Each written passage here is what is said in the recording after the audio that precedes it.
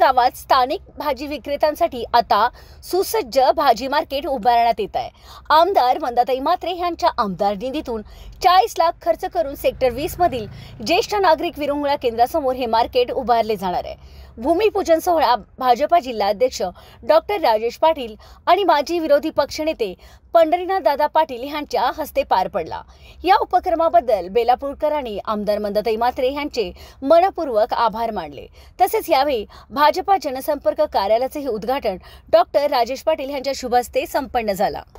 आपण सगळ्यांनी पाहिलं बेलापूर गावच्या भाजीवाल्या रस्त्यात बसतात, गाडी पार्किंग होत नाही, गाडी जात नाही, त्यामुळे भाजीवाला आज 17 गाड्या इथे होणार आहेत आणि 17 जणांची व्यवस्था लागल्यावर पुढे हळूहळू काम आम्ही मोठं वाढवणार आहोत। आणि या गावाला भाजी, फिश मार्केट, सेंट्रल लायब्ररी असेल किंवा व्यायामशाळा असेल, विरंगुळा केंद्र असेल, स्टेडियम असेल, 20 कोटी रुपये मी या गावासाठी आणलेले आहेत। त्याची सुरुवात आम्ही केलेली आहे। 4.5 कोटीची आपण तिथे जेटी आणि रस्ता, कॉन्क्रीट रस्ता आणि लोकांना शेड बांधून दशविधी क्रिया करायसाठी आपण काम केलेलं आहे। अर्ध काम झालंय, अर्ध थांबलेलं आहे। आता आम्ही सगळे ग्रामस्थ तिथे जातो।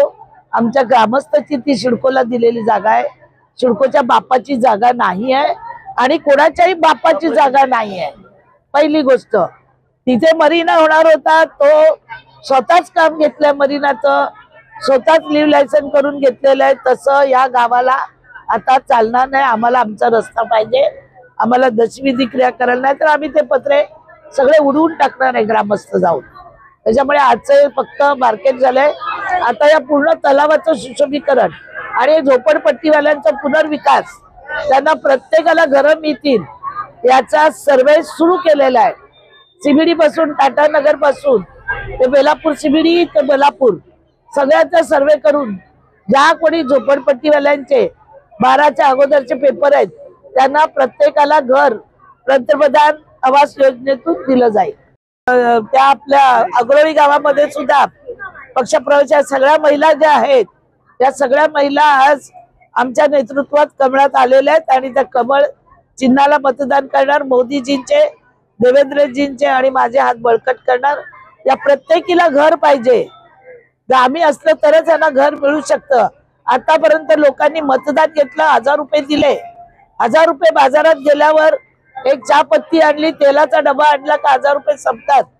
त्यांना सांगितलं यावेळी कोणी पैसे दिले घेऊ नका, कमळाला मतदान करा आणि सगळ्या या महिलांना घर पाहिजे। आपण विचारा त्यांना काय पाहिजे।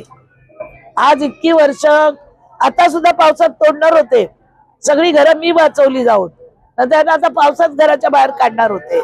मी आयुक्तांना सांगितलं की जोपर्यंत पंतप्रधान आवास योजना लागू होत आहे तोपर्यंत त्यांना कोणी घरातून काढू नका म्हणून।